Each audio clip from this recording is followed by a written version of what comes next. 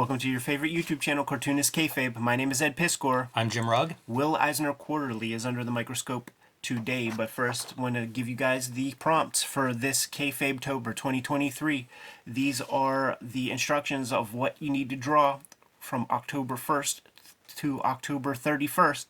And when you draw these pieces and when you post them on your social media, you got to make sure you tag us, got to make sure you @ us on Instagram, and we'll be able to be aware of them. We'll see them, and we'll be able to reshare as many of these as possible on our channel, kind of boost your profile a little bit, and no doubt that you'll catch some kayfabe effect and get some new followers out of the mixture. We are a daily YouTube channel. 1,500 videos plus are out there right now to date, and new videos all the time, right?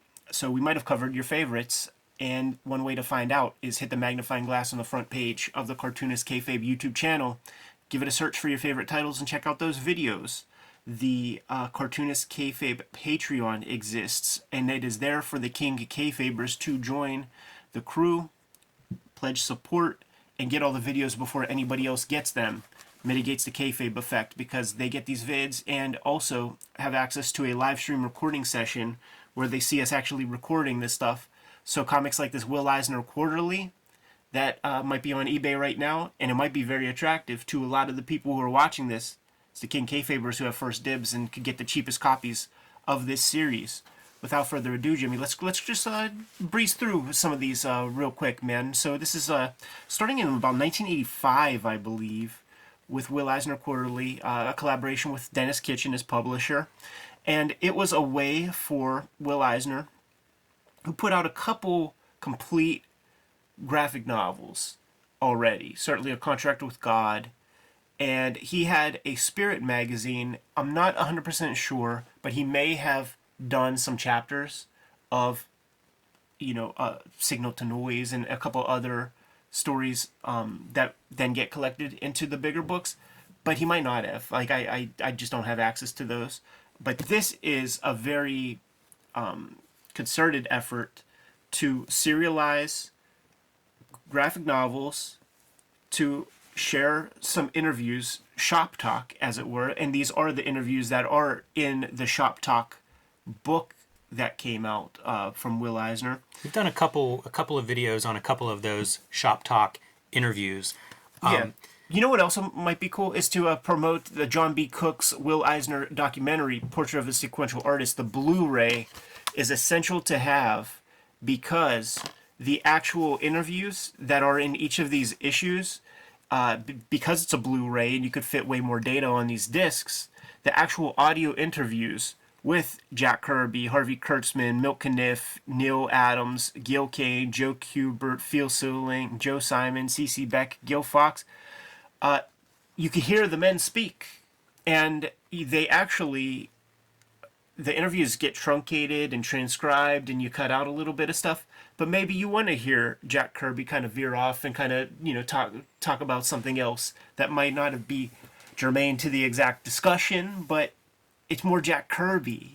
So I advise everybody, and this is where the kayfabe effect is going to come in, because I think that this can get very expensive, but it's the King Kayfabers who are getting the first dibs. Man, and getting that audio from the actual sources is fantastic. But these magazines, I'm so impressed by them. I have a couple of them. I don't have the full run. They're so great because they're such a reflection of Eisner. Like he's teaching at SVA at this point, and you kind of have that ambassador of comics on display here. Whether it is showing off like what can graphic novels do in new work, right, or talking to these greats and masters and really exploring the comics form. Yeah. It's really something that Eisner, in my lifetime, this is kind of what I think of as Eisner, and it's beautifully represented in this magazine. Yeah, we're getting some, this is pre-war spirits. You could always tell, like, it's kind of a little bit more of a conservative bend, but it looks like we're getting, like, an entire, comic section from the newspapers. Yeah, it's fantastic. It even has it listed as Detroit. Like, it's, I assume, scanned from those. Maybe cleaned up a little bit. You see, like, the yellow is more white than you might expect. Right. But otherwise, like, it's so neat to see that artifact. Again, making for a very good, compelling magazine. And a shop talk piece. So we have the interview with Neil Adams in the first one, and then a lot of great supplementary materials to go along with the conversation and show his Johnstone and Cushing works and all the highlights of his career. His submission pages for DC Comics show up in here. Boy, and just the two of them, Neil Adams and Will Eisner, you think of two guys who really pushed the boundaries of comics. That's a couple of giants sitting down talking shop. Absolutely, man. And then there will be comics that are kind of one and done, and they really kind of go along with his syllabus and the rubric that he's designed in comics and sequential art. Yeah, it's like I say, it's just a really fantastic. If you're a fan, not just of Eisner but of comics, there's a lot to offer in a magazine like this. I never know who should get the credit for this kind of a project, but it feels visionary to me, and it feels like you really have people working together. In this case, I'm going to say Dennis Kitchen and Will Eisner, but really kind of making something special. Yeah, absolutely. And I do think that it's an innovation in his career at such a late stage. The serialized novel, that's Dickensian. That's existed for forever. His page layouts, man, like we've heard guests like Steve Bissett and Rick Veitch talking about not liking the grid, and then you flip through like Will Eisner's 80s work, right? When he's kind of an old guy, like he could have been retired at that point if he was, a mail clerk or something. But instead, like, he's pushing these layouts, and you can really see him whenever you go back to like the Spirit reprints from the 40s, and then you check in on this guy 40 years later, and it's like, look at how much stuff he's added to his game over the years. Right. Gil Fox conversation about Lou Fine, who was the all-star of comic book artwork at the time that he was in the game, and Eisner and everybody like really looked up to him. Yeah, part of the Eisner studio. They would often you'll read probably in that interview about those guys having contests who could draw the finest line with their brush. Yeah, like long and straight, and it was Lou skinny. Fine was the guy. Yes. There are like the ads too. Seeing what Kitchen Sink is selling, man. That's an interesting couple of books right there. Kitchen Sink to me, I'm so familiar with their brand and stuff because I have almost every issue of the comic book version of the Spirit. Got all the Megaton Mans, a whole bunch of Lil Abners. So it's a real brand. Like, show me any section of this, and it's like I know that's a Kitchen Sink ad. But Eisner, he put in the effort, man, for 2 years on this project. 8 issues exist, and what would happen is ultimately, Life Force would be collected in its own trades. Dennis Kitchen had the bibliography. I think he was kind of like an executor to the estate, or at least maybe an agent for Will Eisner. Even in the final days, you see Dennis Kitchen's name on the final projects that Eisner put out there. Yeah, he has a lot of those long relationships Dennis Kitchen does with different artists. Yeah.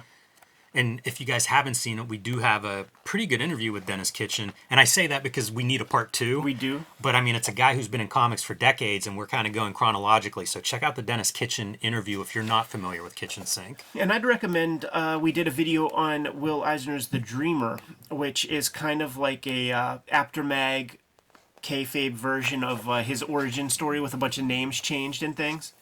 And a lot of the people who are discussed in these interviews and stuff, Lou Fine. Yes. They're characters in the...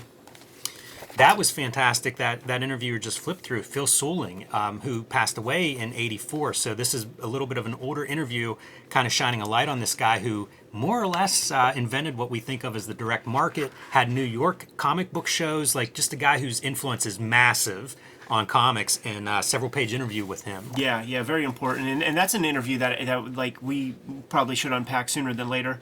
Starts to become perfect bound, and with a readable spine. So it's like it's a proper magazine, and it's an innovation for Will Eisner in his career. But these kind of comics existed in a lot of ways. The R. Crumb brand of comics, where it would be an anthology of all original material and stuff. That existed before, but the kind of packaging of this, where some heavy lifting is done, I like that he's maintaining the page numbers as he's going forward, as he's building his graphic novel. But some heavy lifting is done by having a back catalog of existing material that he already owns. So he could take this opportunity and print this stuff up. And I would bet that the materials that we see in here are probably handpicked because they are not oft reprinted. I think that might be why they're choosing like pre-war spirits, because like sometimes they would show up here and there, but the kitchen sink stuff was very linear in the post-war. So it would, as soon as Eisner comes back and gets on the ball, you know, like that series begins and completes the entire run with issue 80, mid 80s, 85, something like that. Interesting, an article by Kat Ironwood, closely associated with Eclipse. She and Dean Mullaney were married and publishers of Eclipse Comics at this time, but also a historian. Yeah, and she would do all the editorializing in supplemental materials on the Spirit comics for quite some time, if not the entire thing. That's a part of those comics that I look forward to as much as the comics, and I think it really sets the stage for these late period comic strip reprints that we have that have very robust introductions and afterwards. She kind of set that template with those Spirit comics, I think. Cartoonist Kayfabe is brought to you by the books that we make, and we have a lot of stuff coming out in the very near future. Sooner than later, in mid-October, comes the Hip Hop Family Tree Omnibus for the 10-year anniversary of my Hip Hop Family Tree series. After that comes X-Men Grand Design Trilogy, which collects all 3 volumes of my X-Men Grand Design comics. There are 2 trades of Red Room out there right now. Antisocial Network and Trigger Warnings, but the third, called Crypto Killers, is coming out in January. Jimmy's been self-publishing some comics and magazines lately. The Black and White zine, 1986 zine, and True Crime Funnies are coming to you sooner than later. October, what date? 26th. 26th is going to be a sale at his website. Make sure you jump on that. Finite copies available. Street Angel, Princess of Poverty is coming to you in November. It is a companion piece to the Street Angel Deadliest Girl Alive trade paperback, and before you is a bibliography of all the stuff that we have on the stands to date. Now let's get back to the video. These pages are just beautiful, though. Certainly the showcase, and you know, you see them up front, right? Yeah. It's like, this is the new stuff, this is the spotlight on it, and then filling it out. It's a shame that this isn't, you could almost imagine if this magazine comes out 10 years later, it's the Kirby Collector. You know, like maybe it runs for 80 issues. Yeah, the cool thing is he's got his own hand on it. These are the first like dozen or dozen and a half of Spirit daily strips, which was kind of a revelation to me. I was at Eids digging up comics, and I got a bunch of single issues of Spirit daily strips. Yeah, I this is new to me. That's kind of cool to think about, because like a lot of the stuff I associate with him are like page layouts and things, you know, and you go to daily format and it's a different beast. Yes, sir. Now I'm curious to read him talk about this. I think that this magazine was probably a year or two ahead of its time, because it did start coming out in about 85, probably worked on in 84. 86 is really when the game changes, and you know, you can really kind of show off. And look, Dennis Kitchen got the he got the rights, man. Poorhouse Press ain't getting it no more. I think this is a famous cover. I think I have this one. And I always think of that as Will Eisner. Right. Kind of just watching a kid. There's a melancholy to this illustration that is kind of burned into my mind. That is a very Floridian outfit too, right? And how about like the lighting? It's so good. Both sets of my grandpaps had that exact attire. I've been looking at single page comics. Yeah. Or like gag, I don't even know what to call them, but like a one image thing. Right. The cover reminds me of that, where it's like you're putting storytelling in a single image. Yeah. And it feels like a different beast, because you also linger on it. You know, like you read it differently than you would a page or a strip. Yeah. Shop Talk with Jack Davis. Kurtzman is in this one too. That's a very interesting. Is it? Oh, okay, I see. Yeah, both of them. Yeah, because like Davis, for all of his positives, he really is just he's a job guy. You know, like he's an illustrator, he's a drawer. Yeah, I often think he's the best illustrator to come out of EC. Yeah, definitely a diverse hand that could do whatever is required. And I mean, like doing stuff into the 2000s. Oh, you know, yeah. I remember he had art. I think it was the Atlanta airport or somewhere not that long ago, where it's like, man, that guy has a career for 60 years Oh, plus doing illustration on a high level. And I think that his neighborhood, like his town, there's a lot of menus Oh, and I stuff bet. that have Jack Davis artwork and I stuff. love that. Yeah, That's laundromat awesome. logos and stuff. Look at this one, dude. It's almost all original comics material. Oh yeah, we were talking about this before we start recording. One pagers, we believe, were probably SVA, some kind of like illustration for his SVA course. But such a cool idea. It's just stories that revolve around telephone, which, you know, huge technology, life-changing technology that really became popularized and widespread in Eisner's life. But the chance to do like one-page variety of stories around that theme. Which could be very boring to communicate. You could there's a wrong way to do it. And then our swan song with the famous Charlie Sheen phrase at the tippity top there, man. And they're back to the saddle stitch format. Yes. Yeah, I mean, you get the sense, like, these are chock full, you know, these things are robust. It's thinner and losing some steam. You know, when those numbers come back, that matters sometimes, man. That could hurt the ego a piece. And then it's time to kind of regroup and figure out what to do next. But it's cool that these last two, it's all original material. Probably a gallant effort to really try to drum up the eyeballs and the audience to kind of keep this thing going, but that does not happen. This is also the thing, if you're watching at home and you're adding to your collection, these final couple issues might be the ones that you just gotta have because it's all Eisner and it's some short stories. It's a good way to read Eisner, a nice presentation, bigger than he's usually printed too, so you really get to enjoy his art, Yeah. which always impresses me, his late era art. It's some of my favorite of his, and it's like you would expect that's when you start to fall off, Right. and he just doesn't. Right. Amazing.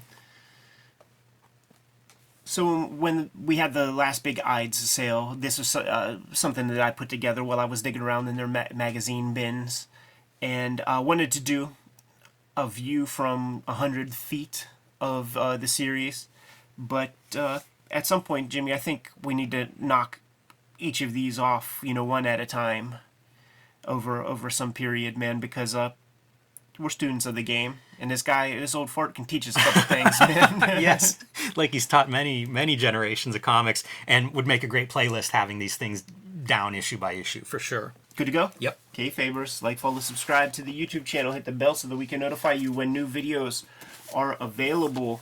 It's Kayfabe-tober, and these are your drawing prompts. Make sure that you tag us, add us, and let us know when you put together some drawings so that we can share those on our social media, give you a signal boost, and maybe grow your followers as time goes by. We have about 1,500 videos out there right now on the Cartoonist Kayfabe channel. Might have covered some of your favorites. So with that in mind, why don't you give the channel a search and for your favorites? Check out those episodes. And if we didn't talk about your favorite comics, let us know what they are. The King Kayfabers on our Patreon have snapped up all the cheapest copies of Will Eisner Quarterly before we even put these videos out, because they get the vids first, but also they're hanging out with us on these live stream recording sessions. So if that fear of missing out is getting to you, or if you weren't able to find a comic that we showed off, become a King Kayfaber. And without further ado, the videos are brought to you by the books that we make. Before you is a little sample of our bibliographies. But we are working cartoonists, and we are working our butt off to bring you the coolest comics possible. Jimmy, tell the people what you got coming up. Street Angel Princess of Poverty is my next Image Comics release. It'll be out in November. You need to let your comic shop know you want a copy now. You know how the system works. You got to order them ahead of time, so let the comic shop know how many of these we need to print. And this is a companion piece to Deadliest Girl Alive. It prints all the Street Angel comics that are not in Deadliest Girl Alive, and together it'll be the complete set of Street Angel comics that exist up to this point. Should look nice together on your shelf. I've also been self-publishing lately, and I've got a sale coming up October 26th on jimrugg.com, my website. I will be selling all of these self-published works, True Crime Funnies, 3 nonfiction stories, including 2 wrestling yarns, one featuring Andy Warhol and Dusty Rhodes. The BW zine, celebrating the black and white explosion comics that I love so much from the 80s. Huge inspiration for me when I started finding them, and I still love them. And 1986 zine, maybe the biggest year in comics history. A lot changed that year, a lot of excitement that year, and the 1986 zine is highlighting all of that stuff. So mark your calendars. October 26th is when those are going to go on sale, and there are limited numbers, so hopefully I got enough for everybody, but be the first ones in line, not the last ones. The time is here. Hip Hop Family Tree Omnibus is hitting store shelves October 18th. Here's the thing. About 75% of this print run has been snapped up by the early adopters already. So if you've been dragging your feet, please put your name on a copy at your local comic shop, Amazon, wherever, because these are going quick. And we anticipate a sellout within a week or two of the books even hitting the store shelves. Best book I ever made. Please add it to your library just in time for the 50th anniversary of hip hop, and it happens to be the 10-year anniversary of the Hip Hop Family Tree. X-Men Grand Design Trilogy trade paperback is coming to you in November, collecting all of my X-Men Grand Design comics. Some of those are out of print, so this is your way to get all of my X-Men Grand Design in one handy dandy volume. That is, it's not the price of the omnibus, which is sold out anyhow. The current projects that I've been working on, Red Room, 2 trade paperbacks of that are out there on the stands right now. The Antisocial Network and Trigger Warnings. You could start at either place because these stories are pretty much self-contained. Some characters might happen to, wander through other issues, but every issue is completely self-contained. There's going to be a third trade paperback of Red Room coming out in January. It's called Crypto Killers. It'll have the same kind of red cover gory motif. You're not going to be able to miss it, but use that Christmas money, use that Hanukkah money to a good cause, which is murder on the dark web for fun and profit. The books are the most important thing to keep the channel rocking, but there are some other ways that you can support Cartoonist Kayfabe directly. Jimmy, please let the people know. Subscribe to the Cartoonist Kayfabe e-newsletter at the links below this video. It'll keep you up to date on where we're appearing, what's coming up, things of that nature. You can also pick up Cartoonist Kayfabe t-shirts, merchandise, hats, mugs, stickers, and more at our spread shop. That link is also under the video in the show notes. There you have it. A bunch of ways to support the channel. Keep these videos coming to you on a regular basis. Before we get out of here, Jimmy, give the people their final marching orders so that we can be on our way. Make more comics.